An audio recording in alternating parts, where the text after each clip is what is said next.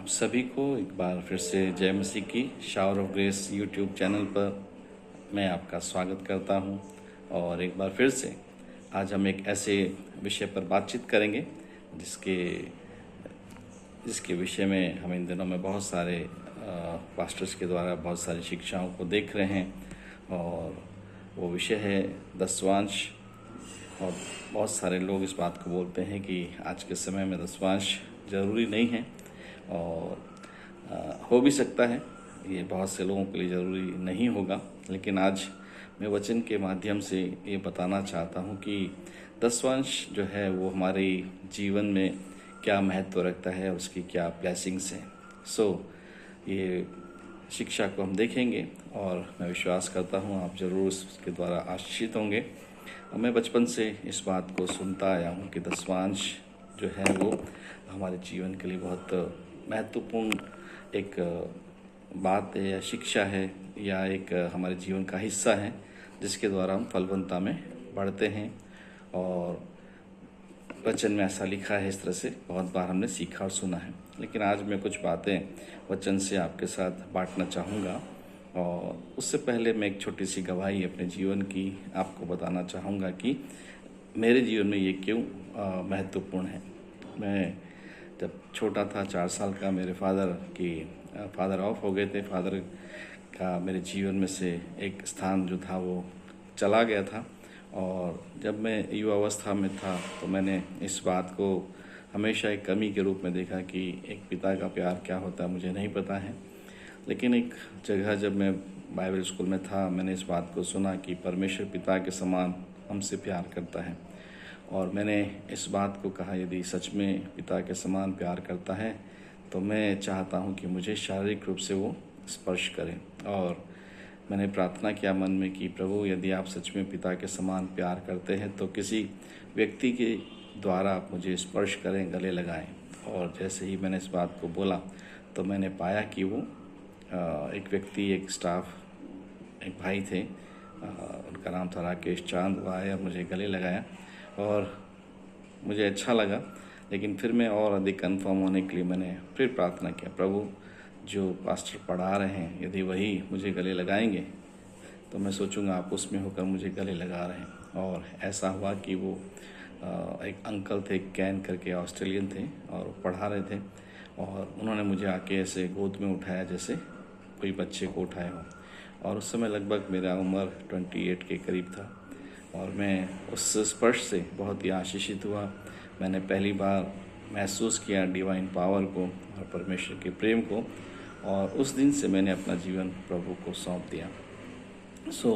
मैं इस बात को इसलिए बताना चाहता हूँ कि इस भाग में मैं ये बताना चाहता हूँ कि परमेश्वर मेरा पिता है और मैं उससे प्यार करता हूँ।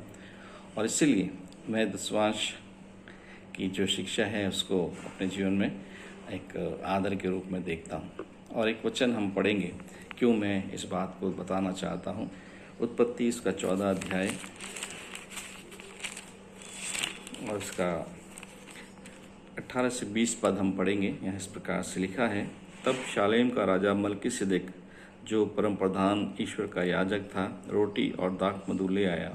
और उसने अब्राहम को यह आशीर्वाद दिया, परम प्रधान ईश्वर की ओर से जो आकाश और पृथ्वी का अधिकारी है, तू धन्य हो। और धन्य है परम प्रधान ईश्वर जिसने तेरे द्रोहियों को तेरे वश कर दिया। तब अब्राहम ने उसको सब वस्तुओं का दशवांश दिया। यहाँ बाइबल बताती है कि उसने जब मल्कीसिदक से मुलाकात हुआ तो उसने परमेश्वर को आदर देने के लिए, सम्मान देने के लिए दशवांश दिया। और ये एक बहुत ही अच्छी बात है जो हमें यहाँ देखने को मिलती है।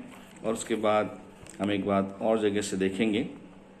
ये पहला दशवांश है जो अब्राहम ने दिया, और इस बात का प्रतीक था कि उसने परमेश्वर को पूरा पूरा आदर दिया जिसके कि वह योग्य है। वो सम्मान दिया, जो कुछ उसने पाया वो परमेश्वर के अनुग्रह से पाया। इसलिए उसने उस भाग को एक आदर के रूप में लिया और उसने परमेश्वर को धन्यवाद दिया।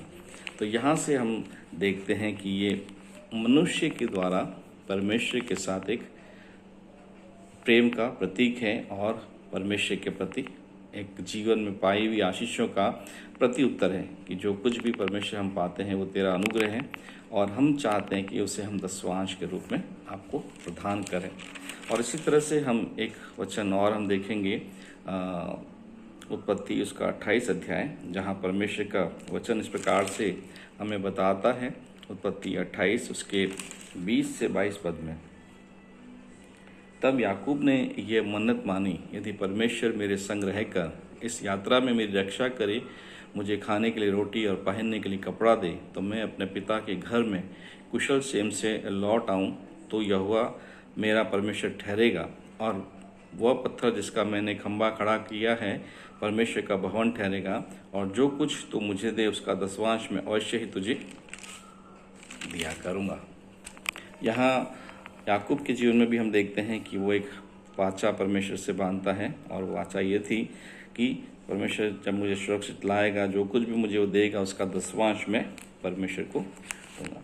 मेरे प्रियो, यहाँ तक अगर हम वचन को देख कर पढ़ते हैं तो यहाँ तक परमेश्वर ने मनुष्य से दसवांश नहीं मांगा है। ये मनुष्य की तरफ से एक प्रतीक हम कह सकते हैं, एक प्रतीक चिन्ह कह सकते हैं, या परमेश्वर के लिए मनुष्य का एक आदर कह सकते हैं, एक सम्मान कह सकते हैं। और यहाँ हम इस बात को सीख सकते हैं कि ये हमारे जीवन में एक परमेश्वर के प्रति निष्ठा को या उसके प्रति सम्मान को दर्शाता है। और मेरे प्रियो, ये बात में जब हम आगे देखेंगे तो हम पाएंगे कि ये एक प्रकार का एक नियम बन गया, और परमेश्वर ने भी उसे सहज स्वीकार किया, और परमेश्वर ने कहा कि तुम अपना दसवांश का जो भी कमाते हो, दसवांश कमाई का दसवांश मुझे दो, है ना।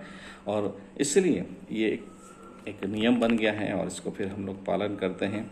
और मैंने देखा है जीवन में कि जिन लोगों ने दसवांश दिया वो हमेशा आशीषित हुए हैं। और मैं इस बात को कहना चाहता हूँ कि शायद कोई भी इस बात का विरोध नहीं करेगा कि दसवांश देना चाहिए या नहीं देना चाहिए, लेकिन हम विरोध करते हैं उसके बाद की होने वाली प्रतिक्रियाओं को देखकर। बहुत सारे लोग बोलते हैं ये पुराने नियम में था, ये व्यवस्था का एक भाग है, और हम व्यवस्था से आज़ाद हो चुके हैं। अच्छी बात है, ये भी हमारे सोच में ठीक है, लेकिन मेरे प्रियो, ये व्यवस्था नहीं थी, मैं ऐसा मानता हूँ, क्योंकि ये परमेश्वर ने नहीं थोपा था, परंतु अब्राहम ने इसकी शुरुआत की और याकूब ने इसको आगे बढ़ाया।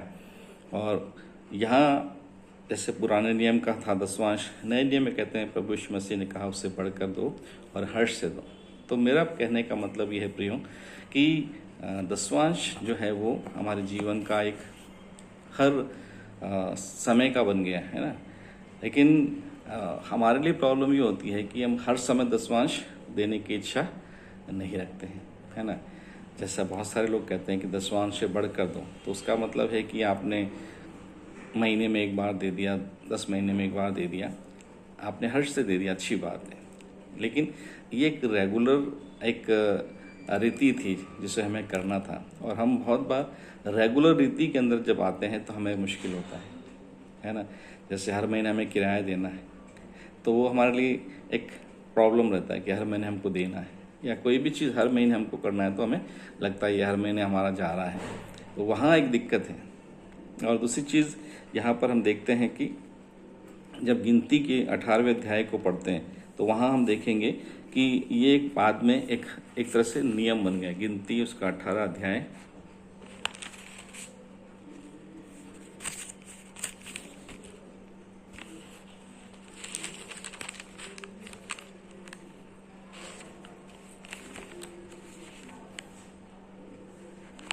इक्कीस पद में इस तरह से लिखा है, फिर मिलाप वाले तंबू की जो सेवा लेवी करते हैं उसके बदले में उनको इजराइलियों का सब दसवांश उनका निज भाग करके देता हूँ। परमेश्वर ने जो दसवांश आ रहा था वो परमेश्वर ने लेवियों के लिए वहाँ पर फिर ठहरा दिया है। फिर उसके बाद हम देखते हैं 26 पद को, तो वहाँ पे भी इस प्रकार से लिखा है, फिर यहोवा ने मूसा से कहा, तू लेवियों से कह कि जब तुम इजराइलियों के हाथ से दसवांश लो जिसे यहोवा तुमको तुम्हारा निज भाग करके उनसे दिलाता है, तब उसमें से यहोवा के लिए उठाई हुई भेंट करके दसवांश का दसवांश देना। और ये चीज़ दसवांश लेवियों के लिए ठहराई और फिर लेवियों को भी एक आज्ञा दी है कि तुम्हें भी दसवांश में से दसवांश देना है। और यहाँ पर हम देखते हैं कि एक एक कह सकते हैं एक सिस्टम है, एक कहना चाहिए एक तरीका है जो परमेश्वर की सेवकाई के लिए है और उस सेवकाई के द्वारा परमेश्वर के काम की बढ़ोतरी होती है।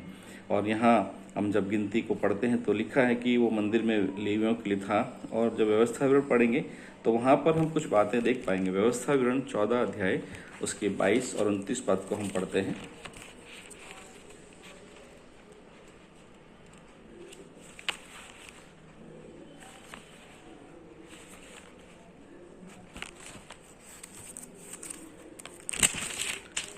व्यवस्था विवरण 14 उसके 22 पद में लिखा है, बीज की सारी उपज में से जो प्रतिवर्ष खेत में उपजे उसका दसवांश अवश्य अलग रखना।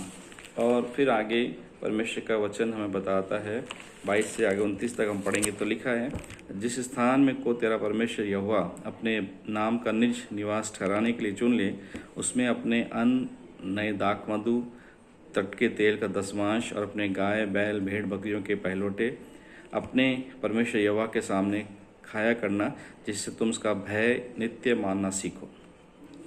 यहाँ हम बात करते हैं तो हम देखते हैं कि ऐसा करके हम परमेश्वर का भय मानना सीखते हैं या परमेश्वर का सम्मान करना सीखते हैं या उसे आदर देना सीखते हैं। परंतु यदि यह स्थान जिसको तेरा परमेश्वर यहोवा अपना नाम बनाने के लिए चुन लेगा तो बहुत दूर हो, इस कारण वहाँ की यात्रा तेरे लिए इतनी लंबी होगी तो अपने परमेश्वर यहोवा का आशीष से मिली वस्तु वहाँ ना ले जा सके, तो उसे बेच के रुपयों को बांध हाथ में लिए हुए इस स्थान पर जाना जो तेरा परमेश्वर यहोवा परमेश्वर चुन लेगा।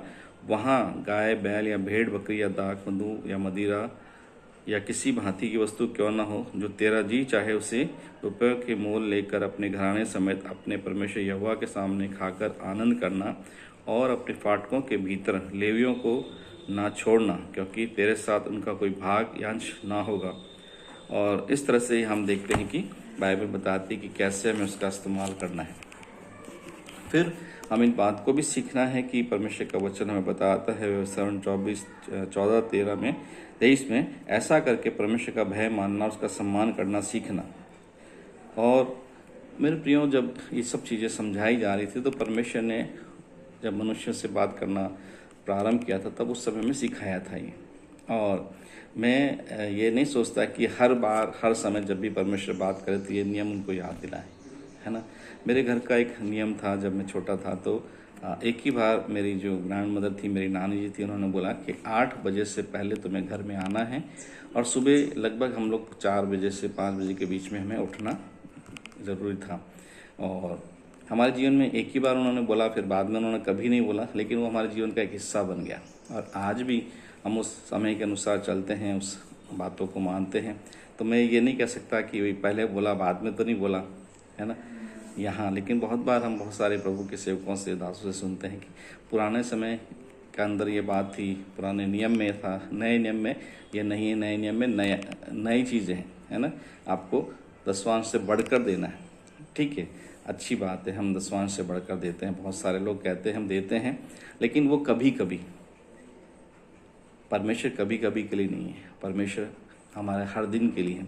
सो हमारा एक नियम है, जब भी हमारे पास एक इनकम आती है तब उसमें से दसवांश प्रभु के लिए सेवा में दें, है ना। और बहुत ज़रूरी है कि हमें इस बात को करना है। बहुत सारे लोग दसवांश इसलिए नहीं देना चाहते हैं कि वो जिनको देते हैं वहाँ पर वो देखते हैं मिसयूज़ हो रहा है, तो वो सोचते हैं कि उनको देकर हमारा क्या फ़ायदा, है ना। तो मेरे प्रियो, ये हमारा फ़ायदा, हमारा लॉस, नुकसान का बात नहीं है, परंतु ये परमेश्वर का एक सिस्टम है जिसको ठहराया गया है और इसीलिए हमें इस बात को करना ज़रूरी है। और मैं आज भी उन सारी बातों को मानता हूँ जो बचपन में मुझे सिखाई गई थी और मैं चाहता हूँ कि हम इस बात को सीखें कि परमेश्वर को बार बार हमें कुछ बोलने की आवश्यकता नहीं है, जो सिखा दिया उसे में सीखना है। हाँ, ये बात है, व्यवस्था की बहुत सारी बातें, बहुत सारे नियम जो थे पुराने समय में, यीशु मसीह के क्रूसीफाई होने के बाद सारी चीज़ें काफ़ी बंद हो गई हैं, लेकिन अभी भी कुछ कुछ चीज़ों को हम मानते हैं और नए नियम में हम उसको देखते भी हैं। कुछ बातों को नए नियम में हम नहीं देखते, लेकिन फिर भी हम उसे मानते हैं। सो ये हमारी लाइफ को डिसिप्लिन करने के लिए है, अनुशासित करने के लिए है। और आगे हम मलाकी के अंदर जब बिल्कुल आखिरी पुराने नियम का आखिरी अध्याय है, तो वहाँ देखते हैं कि परमेश्वर जब ये सब चीज़ नहीं हो रही थी तो वहाँ देख रहा था कि परमेश्वर को बोलना पड़ा। और क्या बोलना पड़ा कि परमेश्वर का वचन कहता है 3:10 में हम देखते हैं, मलाकी 3 उसका 8 और 9 पद पढ़ेंगे हम।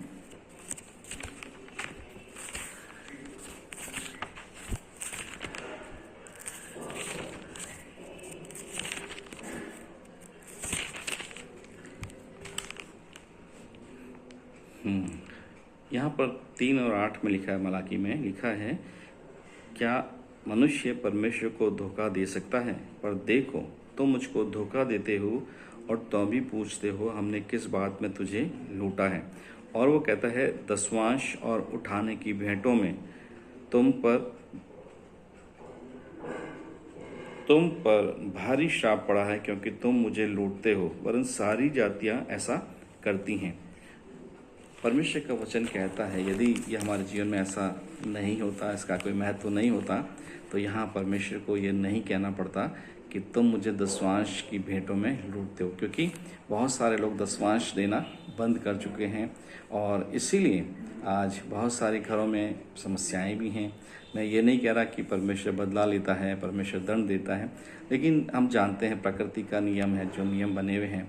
यदि आप ऊपर से गिरोगे तो आपको चोट लगेगी, है ना। आप चलते समय गिरोगे तो चोट लगेगी।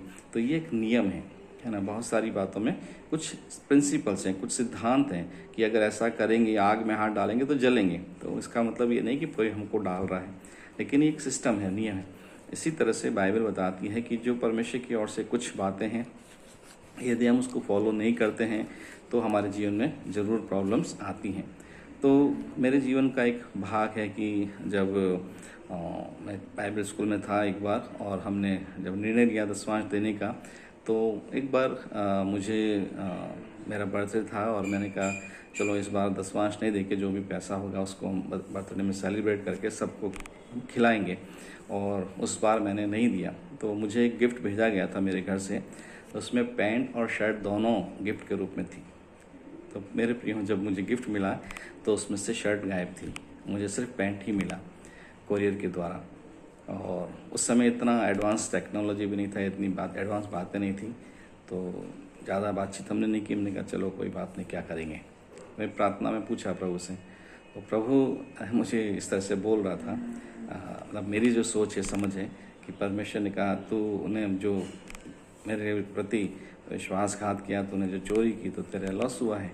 और मैंने इस बात को देखा, और मैंने बहुत बार प्रभु के कई दासों को, बड़े महान सेवकों को सुना है कि जब वो 10वांश में कटौती करते हैं, नहीं देते हैं, तो ज़रूर कहीं ना कहीं उनको भुगतान होता है, पनिशमेंट मिलता है उनको। सो ये बात है हमारे जीवन में कि हम कई बार इन बातों से नुकसान भी उठाते हैं, लेकिन जब हम 10वांश देते हैं तो हम ज़रूर उसकी ब्लेसिंग्स को प्राप्त करते हैं, आशीषों को पाते हैं। और मेरे पास बहुत सारी ऐसी गवाहियाँ हैं कि मैं उसके द्वारा फलवंत हुआ हूँ, बड़ा हूँ, और मैं विश्वास करता हूँ कि परमेश्वर मुझे ज़रूर प्रतिफल देता है। क्योंकि मलाकी 3:10 में परमेश्वर का वचन कहता है, अपने सारे 10वांश मेरे भंडार में लाओ और मुझे परख कर देखो कि मैं तुम्हारे लिए आकाश के झरोखे खोलता हूँ कि नहीं। और बहुत बार हम इस बात को देखते हैं कि जब हम परमेश्वर के साथ ईमानदार हैं 10वांश देने में, तो ज़रूर परमेश्वर हमको ब्लेस करता है, आशीषित करता है। और ये एक नेचुरल नियम है कि अगर हम जो बोएंगे हम उसको काटेंगे भी। मैं चाहता हूँ, बहुत बार बहुत सारे सेवक बोलते हैं 10वांश जरूरी नहीं है, उससे बढ़कर दो, बाइबल में ऐसा नियम नहीं है। मेरे प्रियो, आप जो जानते हैं समझते हैं, अच्छी बात है, लेकिन मेरी प्रार्थना है कि हम गलत लोगों को मोटिवेट ना करें, गलत साइड पे ना ले जाएं। हमको अच्छा लगता है, नहीं लगता है, कोई बात नहीं, आप करें ना करें, लेकिन जो बाइबल के सिद्धांत नियम हैं हम उसके विरुद्ध हम कार्य ना करें। सो 10वांश का ये जो बात है, इसलिए मैंने इस वीडियो को बनाया है। और यदि किसी को कोई भी सवाल जवाब है, मेरा कॉन्टैक्ट नंबर रहेगा इसमें। मेरा नंबर है 8562012584। आप मुझसे संपर्क कर सकते हैं 8562012584। क्योंकि सबका अपना देखने का नज़रिया है, सोचने का नज़रिया है, लेकिन मैंने आपको बताया क्यों मैं देता हूँ, क्योंकि मैंने एक पिता के प्रेम को परमेश्वर से पाया है और अब मेरी जिम्मेदारी है। और आप देखेंगे 10वांश का मुख्य कारण क्या था कि परमेश्वर ने जब इस बातों को लगाया एक नियम के रूप में, तो वहाँ हम देखते हैं तो वहाँ लिखा है कि वहाँ पर जो विधवाएं थी उनके लिए उसमें से आवश्यकताएं पूरी होती थी, जो अनाथ बच्चे थे उनकी आवश्यकताएं पूरी होती थी, और जो कुछ भी उस भवन के अंदर ज़रूरतें होती थी उन सबको पूरा किया जाता था। इस तरह से कुछ लेने के पीछे एक मकसद था कि उन चीज़ों को पूरा किया जाए। और यदि हम सोचें कि हम नहीं देते हैं, कई बार होता है कि हम हर महीने नहीं देते हैं, साल में एक बार इकट्ठा हमने दे दिया, लेकिन एक बार दे दिया, बहुत बार हर समय कुछ न कुछ ज़रूरत होती है तो वो काम रुक जाते हैं। तो इसलिए अच्छा है कि हम दशमांश दें। और बहुत बार ये भी है कि बहुत सारे लोग, सेवक लोग लेते हैं, उसका मिसयूज़ करते हैं, तो ये उनको नहीं करना चाहिए, लेकिन उनका प्रॉब्लम है, लेकिन हम ईमानदार रहें। और बाइबल हमें एक बात हमेशा सिखाती है, जैसे गैर जाति के लोग करते हैं, वो अपने ईश्वर के लिए लड़ते हैं, है ना। हमें लड़ने की ज़रूरत नहीं है, हमारा परमेश्वर सक्षम है, वो सब बातों का लेखा लेने में, सब बातों का न्याय करने में, सब बातों को ठीक करने में वो सक्षम है। इसलिए मैं चाहूँगा कि जो परमेश्वर के सिद्धांत है, नियम है, उसको फॉलो करें और हम आशीषित हों, है ना। बाइबल बताती है कि ये परमेश्वर को आदर देने का एक तरीका है। सो मैं चाहता हूँ कि यदि आपको ये बात अच्छी लगी है, समझ में आई है, तो आप ज़रूर इस काम को करें।